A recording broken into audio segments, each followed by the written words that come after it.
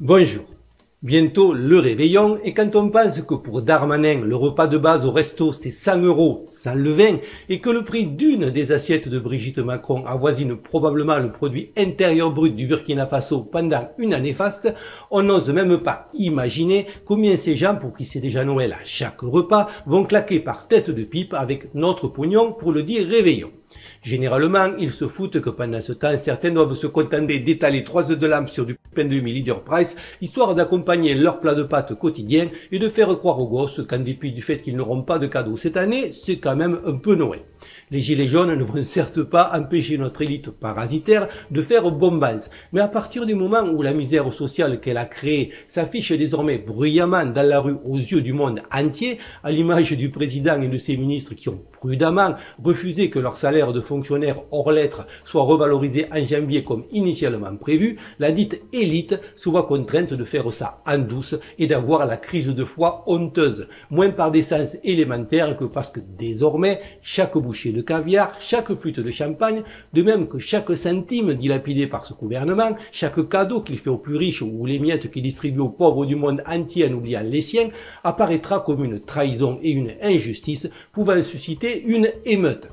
Tous ces parasites ne sont plus en sécurité sur le territoire et ça ne va faire que s'empirer. Les gilets jaunes seront dehors, dans le froid pour Noël, souillant à tout jamais d'une tache jaune indélébile la crédibilité et la posture vertueuse de ce gouvernement et de ceux qui l'ont précédé. Non seulement c'est un acte de courage, mais, et c'est dramatique, pour certains qui trouveront là un peu de chaleur humaine et de solidarité, le frugal repas partagé sera mieux, bien mieux, que la solitude devant un frigo vide dans le froid d'un appartement qu'on n'a pas les moyens de chauffer.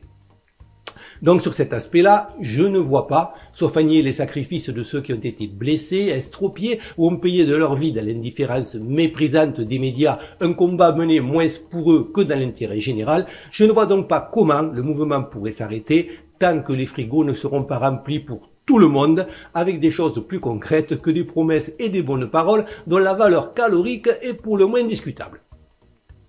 Ces gens ne demandent pas l'aumône et à ceux qui leur jettent un poisson, ils réclament la canne à pêche et le droit de pêcher, car ils ne souhaitent pas être des assistés, mais vivre dignement de leur travail. Ils veulent que non seulement eux, mais chacun d'entre nous ait son mot à dire sur chaque décision prise à notre nom et qui affecte notre destinée commune. La conséquence logique de cette réflexion, qui a su aller au-delà des simples conséquences et identifier la cause première de notre impuissance politique, c'est à minima l'introduction du référendum d'initiative citoyenne. Et je dis à minima, car ça pourrait s'étoffer quand les gens auront pris conscience qu'avec Internet, on n'a plus besoin de représentants du tout et que, pour la première fois dans l'histoire de l'humanité, on peut aller beaucoup plus loin. Mais bon, ça fait peur à certains car la liberté, quand on n'est pas habitué, a toujours un côté effrayant.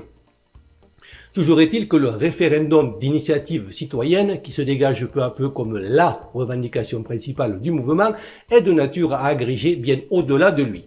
Après des décennies d'un pouvoir parasite qui, conscient de sa faiblesse, divise pour régner, quitte à importer en masse de la division, il s'agit là, au contraire, d'une nouvelle étape destinée à nous unir en tant que Français et à nous faire redécouvrir ce que nous sommes en tant que peuple et ce que nous pouvons apporter au monde. Il faut donc faire en sorte d'envahir l'espace public et Internet avec le RIC, qu'il soit sur toutes les lèvres et qu'on ne parle plus que de ça. Il n'y a aucune raison de tomber dans le piège tendu par Macron, pour gagner du temps, d'une consultation interminable incluant toutes les strates parasitaires du pays et auxquelles les citoyens seront généreusement autorisés à participer sans qu'il soit par ailleurs défini comment. Alors qu'il suffit d'organiser immédiatement un référendum sur le RIC. Si les gens sont d'accord, il sera immédiatement mis en place. Si les gens sont contre, Macron retrouvera une légitimité pour pouvoir continuer à nous entuber puisqu'une majorité de moutons en aura décidé ainsi.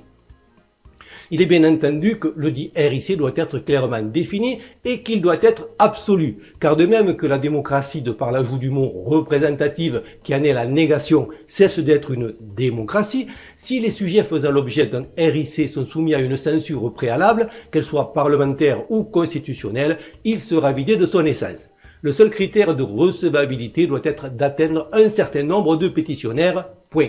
Le peuple a par nature vocation à modifier la Constitution. Il est donc au-dessus d'elle et pas tenu par elle. Pas question que Laurent Fabius et ses sbires s'en mêlent. Sauf à les prendre pour des cons, auquel cas, à quoi bon se fatiguer à parler de démocratie? C'est aux Français qu'il incombera, de par leur vote, d'éliminer les choses éventuellement irréalistes ou farfelues qui pourraient leur être proposées. Il faut être intransigeant, car à supposer que contraint et forcé le gouvernement cède sur le référendum d'initiative citoyenne, c'est là-dessus qu'on va essayer de nous intuber. Il est donc vital de se cristalliser sur cette proposition qui permettra potentiellement de pouvoir mettre sur la table une grande partie des autres propositions portées par les Gilets jaunes et pas que. Pour ce faire, il faut se doter d'un logo aisément identifiable qui serve de signe de ralliement et qui ait vocation à se répandre sur le net et dans la rue. Je propose ça, la clé pouvant devenir un nouveau symbole et le jaune rappelant les gilets jaunes.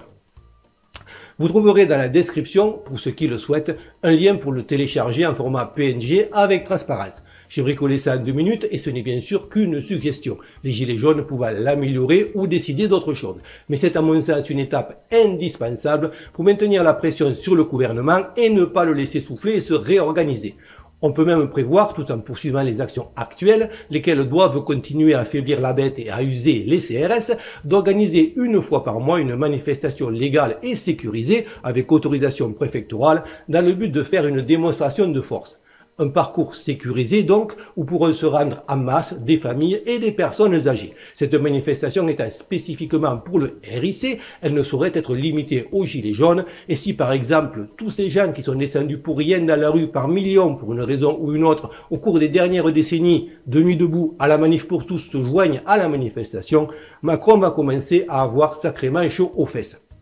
Je sais qu'il y a des gilets jaunes qui m'écoutent, je compte sur vous pour partager en masse et faire remonter ces suggestions.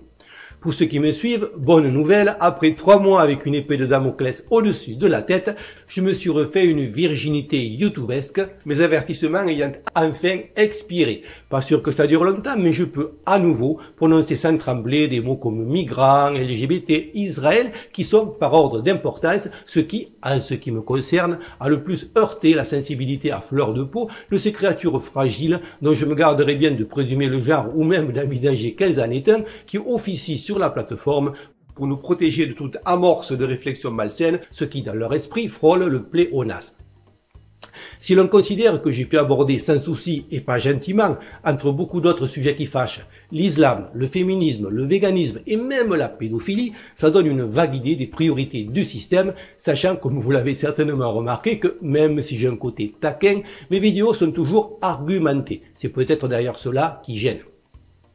On trouve en effet pléthore de vidéos agressives sur ces sujets qu'on laisse pulluler dès lors qu'elles permettent de discréditer les critiques. Mais si on pointe du doigt des incohérences ou des doubles discours, là, on tombe sans parachute dans l'incitation à la haine ou dans le complotisme. Et tant qu'on est dans le complotisme, je tiens à souligner que même s'il tombe à pic, rien ne permet d'affirmer que c'est l'État ou l'État profond, ce qui n'est pas tout à fait la même chose, qui est derrière l'attentat islamiste de Strasbourg. Pour autant, rien ne permet de dire qu'il n'y est pour rien non plus, n'en déplaise à ceux qui s'insurgent avec comme seul argument que c'est inconcevable. Tapez Gladio sur Google et on en reparle.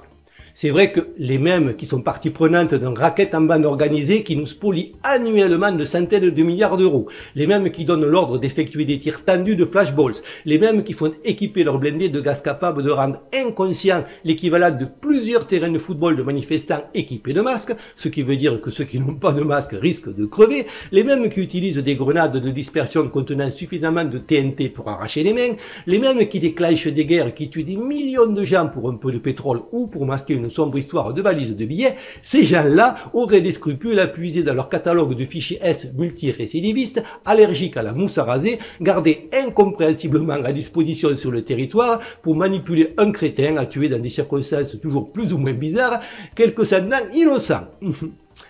On ne peut donc rien affirmer, ni dans un sens, ni dans l'autre. En revanche, que le gouvernement ait de manière indécente tenté d'exploiter la chose est indéniable, notamment par notre ministre dont le nom belle ou bête est en soi une question, et sachant qu'elle n'est définitivement pas belle, il est aisé de trouver la réponse, d'autant plus qu'elle est, ça ne s'invente pas, garde des sceaux. Pas de peau pour eux, grâce à tous ces complotistes qui ont hurlé à la manipulation, après la carte du pourrissement, la carte de la diabolisation, puis celle de la violence, la carte du terrorisme a fait elle aussi un flop magistral et les gilets jaunes sont toujours autant déterminés et continuent à être soutenus par la population. L'épisode a néanmoins permis d'identifier un certain nombre, sinon de traîtres, de faux amis, dont Marine Le Pen, qui, contrairement à l'esprit Charlie, qui encourageait à manifester, président en tête, après des attentats, a demandé, comme presque toute la classe politique, d'y surseoir et continue de vendre l'idée périmée qu'en France, il existe une solution par les urnes, laquelle permettrait le maintien d'un système dont plus personne ne veut, sauf ceux qui, comme elle, en vivent grassement. Encore une fois, comme pour les présidentielles, alors qu'elle a un boulevard devant elle, par manque physiologique de cojones et de courage, et carrément de vision politique, elle se couche. D'ailleurs, ce n'est pas un hasard si un système aux abois, qui la considère peut-être comme sa dernière carte, l'a fait inviter chez Ardisson, qui du coup lui sert gentiment la soupe. Dommage pour lui que Mélenchon soit si obtus sur l'immigration, car une fois n'est pas coutume, et même si je n'ai aucune affinité pour le personnage, l'objectivité m'oblige à reconnaître que c'est le seul qui est cohérent sur le sujet et admet, dans son discours tout au moins, le principe fondamental que la volonté du peuple prévaut sur les institutions. Quelle que soit l'île de goutte qu'on mettra à la place du calife, la probabilité de ne pas se faire baiser est aussi faible que la présence de poils pubiens sur une actrice porno ou, à l'inverse, des selles rasées chez une féministe, Marlène Schiappa, qui trépigne pour qu'à la seconde où tout ça va s'arrêter, on puisse enfin parler des choses vraiment importantes, comme la PMA, oscillant probablement entre les deux. Donc, à présent, la seule revendication devrait être consultation immédiate des Français par référendum sur l'adoption d'un référendum d'initiative citoyenne sans censure politique ou constitutionnelle. Mais bon, si Macron préfère démissionner maintenant plutôt que d'être lynché s'il refuse d'entendre ou viré par le premier RIC qui mettra probablement en place la révocabilité des élus, personne ne l'en empêche. Comme d'habitude, je n'ai pas la prétention de détenir la vérité, juste d'avoir un discours honnête, logique et argumenté, sans autocensure. Cette chaîne, par principe, n'est pas monétisée et ne fait pas appel aux dons. Si vous voulez me soutenir, faites-le en likant, commentant et partageant mes vidéos afin de toucher un plus large public avant que la censure ne me fasse taire définitivement. Merci à tous pour votre fidélité et à bientôt, j'espère.